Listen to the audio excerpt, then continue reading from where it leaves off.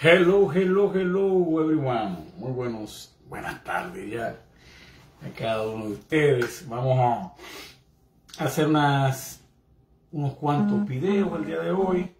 Vamos a dividirlo por partes, hacerlo de manera lo más breve posible. Vamos a tocar verso por verso algunas interpretaciones incorrectas de algunos versos. Empezamos con el número 1 de esta serie de videos, es el cambio de sacerdote y el cambio de ley. Como yo siempre digo, la ignorancia es atrevida. Hey Siri, stop. Como siempre he dicho, la ignorancia es atrevida. Pues uno de los errores que se toma en estas interpretaciones fuera del contexto es que se confunden, por ejemplo, la palabra ley. Ley es una sola palabra, pero encierra muchas cosas. Hay muchas leyes. Por ejemplo, la ley del pecado es una ley que está en mis miembros, que nada tiene que ver con la ley de Dios. Esta persona interpreta que cuando habla de la ley del pecado se está refiriendo a la ley de Dios. La ley de Dios se conoce también como la ley de Moisés. Eso es una forma popular de llamarla y reconocerla, porque Moisés recibe la ley de Dios y recopila la ley, pero ya la ley existía antes de Moisés. La Biblia dice que Abraham guardó la ley de Dios y todos sus mandamientos, o sea que ya la ley existía desde antes. Ya Abraham guardó los mandamientos de Dios, muchas cosas de la ley, y eso lo tengo escrito en un libro que estoy terminando, que estoy dando los toques final, sobre la ley versus la gracia, donde explicamos cada una de estas cosas. En Hebreos 7 dice que Cristo es el sacerdote del nuevo pacto, un nuevo sacerdote, y el problema que Pablo plantea aquí, y habla que cambiado el sacerdocio era necesario cambiar la ley. Pero ¿qué ley está hablando que hay que cambiar? La ley del sacerdocio. Porque la ley establece que solamente la tribu de Leví es que debe servir al altar. Y el Mesías viene de la tribu de Judá. O sea que hay una contradicción con la ley de la tribu de Judá, dice el apóstol, el escritor hebreo, que no sabemos quién fue, dice, de la tribu de Judá nadie sirvió al altar. Nadie sirvió al altar, y la ley establece que debe ser de la tribu de Leví. Entonces tenemos un problema. Y el escritor hebreo está buscando la forma de justificar por qué Cristo es el sumo sacerdote del nuevo pacto. Vamos a leer.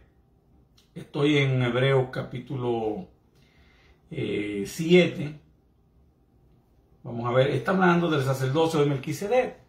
Y el apóstol Pablo introduce a Melquisedec para hablarnos del sacerdocio de Cristo. Entonces, Isabel, bendiciones, bienvenida. Entonces, el apóstol Pablo comienza hablando que Melquisedec no tiene, vamos a leerlo.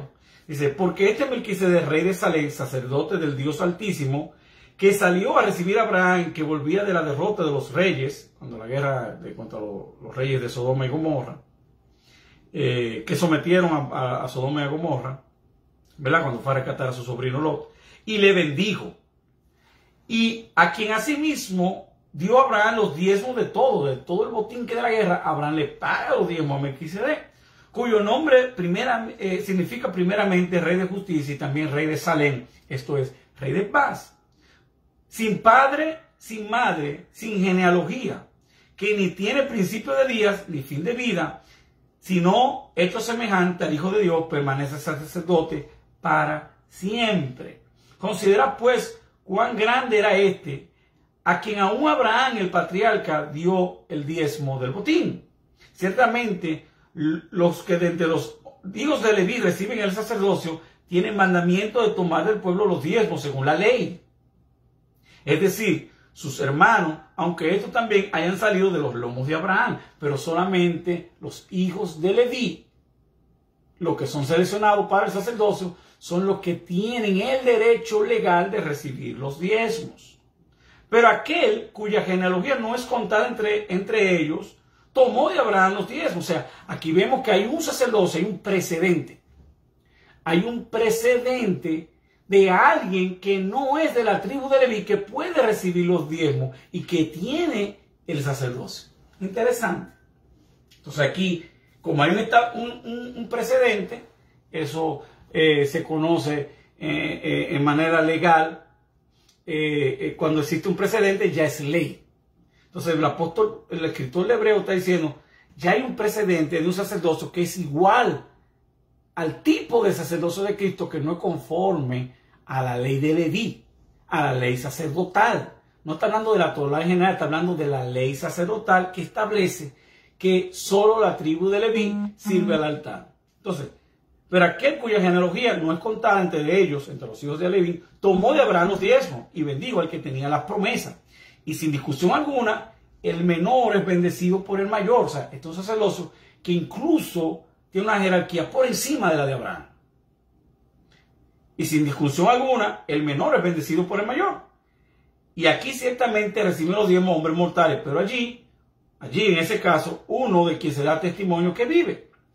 Y por decirlo así, en Abraham pagó el diezmo también Leví, que recibe los diezmos. O sea, Leví, que estaba en la genética de Abraham, entre los genes de Abraham, entre el genoma de Abraham, también pagó los diezmos, por decirlo de alguna forma, dice el apóstol Pablo, porque aún estaba en sus lomos, estaba todavía en su genética, en los genes de Abraham, porque aún estaba en los lomos de su padre cuando Melquisedec le salió al encuentro. Si pues la perfección fuera por el sacerdocio levítico, porque bajo él recibió el pueblo la ley, ¿qué necesidad habría aún de que se levantase otro sacerdote según el orden de Melquisedec, no según el orden de Aarón? Y que no fuese llamado según el orden de Aarón. Porque cambiado el sacerdocio, es necesario que haya también cambio de la ley. Porque la ley nada dice, y lo dice, es que el verso lo dice de manera clara, no hay que ni siquiera explicarlo. Y aquel de quien se dice esto es de otra tribu, de la cual nadie sirvió al altar. Porque manifiesto es que nuestro Señor vino de la tribu de Judá, del cual nada habló Moisés tocante al sacerdocio. Y esto es aún más manifiesto, si a semejanza de Melquisedec se levanta un sacerdocio o un sacerdote distinto al orden de Melquisedec, no constituido conforme a la ley del mandamiento de la descendencia, que aquí habla qué mandamiento es que está especificando el apóstol. No está hablando de la ley en sentido general, sino de un mandamiento específico. ¿Cuál es el mandamiento? De la descendencia, que los hijos de Aarón son los que van a servir al sacerdocio para siempre y que son parte de la tribu de Leví. O sea, dentro de la tribu de Leví, solamente la descendencia de Aarón puede servir al altar. Eso es lo que de ese mandamiento que está hablando, que ha sido cambiado. ¿Por qué? Porque viene un sacerdote que no es conforme al mandamiento de la descendencia. Y aquí tiene que ser introducido un cambio de ley de la descendencia. Dice así, verso 15 de Hebreos 7. Y esto es aún más manifiesto si a la semejanza de Melquisedec se levanta un sacerdote distinto, no a la semejanza de Aarón, porque él no es de la tribu de Leví, ni de la familia de Aarón. No constituido conforme a la ley del mandamiento acerca de la descendencia, sino según el poder de una vida indestructible, pues se da testimonio de él, tú eres sacerdote para siempre, según el orden de Melquisedec, está refiriéndose al Salmo. Queda pues abrogado el mandamiento anterior a causa de su debilidad e ineficiencia. ¿De qué mandamiento? El verso siguiente sigue diciendo, ¿qué mandamiento? Bendiciones, es que fue abrogado. Pues nada perfeccionó la ley de la introducción de una mejor esperanza por la cual nos acercamos a Dios. Y esto no fue hecho sin juramento, porque los otros ciertamente sin juramento fueron hechos sacerdotes. Sin juramento porque era por descendencia. Solamente por el hecho de ser hijo ya eran constituidos sacerdotes. Pero con el juramento del que dijo, juró el Señor, no se arrepentirá, tú eres sacerdote para siempre, según el orden de Melquisedec. Por tanto, Yeshua es hecho fiador de un mejor pacto. Los otros sacerdotes llegaron a ser muchos debido a que por la muerte no podían continuar. Por eso era necesario la ley de la descendencia. Porque por la muerte no podían continuar. Mas este, por cuanto permanece para siempre, tiene un sacerdocio inmutable, por lo cual puede también salvar perpetuamente a los que por él se acercan a Dios, viviendo siempre para interceder por ellos. Porque tal sumo sacerdote nos convenía, santo, inocente, sin mancha, apartado de los pecadores y hecho más sublime que los cielos, que no tiene necesidad cada día, como aquellos sumos sacerdotes, de ofrecer primero sacrificios por sus propios pecados y luego por los del pueblo, porque esto lo hizo una vez y para siempre, ofreciéndose a sí mismo. Porque la ley constituye sumo sacerdote a débiles hombres, pero la palabra del juramento, que es posterior a la ley, al Hijo, hecho perfecto para siempre, tú serás sacerdote según el orden de Melquisedec, un juramento, ¿verdad? Serás sacerdote para siempre. Entonces, este juramento cambia la ley del sacerdocio.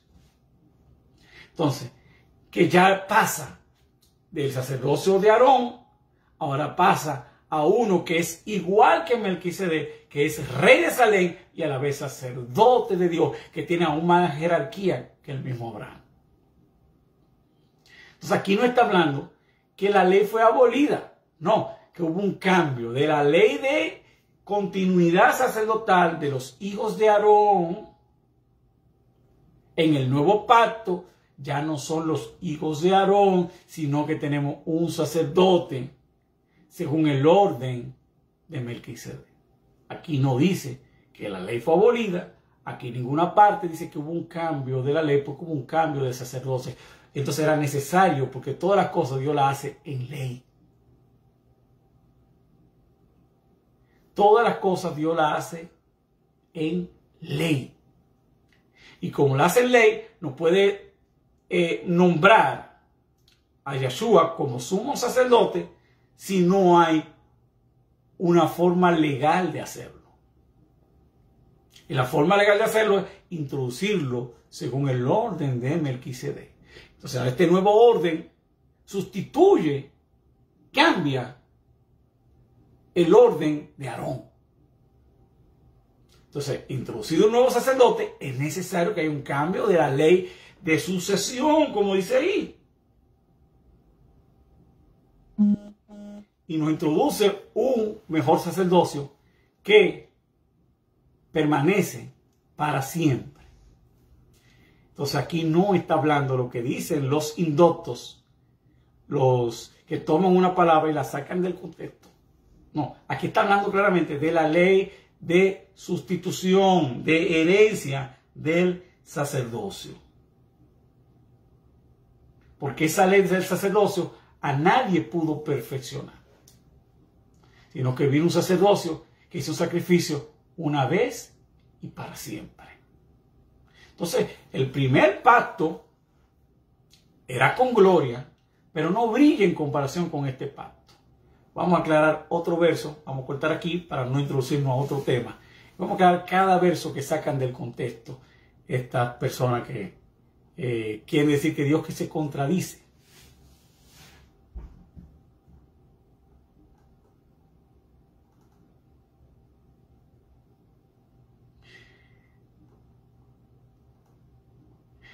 Hermana, de eso yo estoy hablando, hermana Maranata, de tirar versículos fuera de contexto. Ya aclaramos uno, vamos a aclarar lo siguiente ahora mismo. Uno por uno. Si usted quiere, ponga los versículos que usted quiere que aclaremos. Ya ese está muy claro que usted lo está citando fuera de contexto. La ley que fue cambiada fue la ley de sustitución del sacerdocio levítico o de la familia de Aarón a la línea y del orden de Melquisedec. Eso es lo que dice el texto y el contexto de ese capítulo. Ahora seguimos con cualquier otro verso que usted quiera. Yo voy a seguir leyendo sus comentarios y voy a hacer cada uno de los versos que usted cita totalmente fuera del contexto bíblico.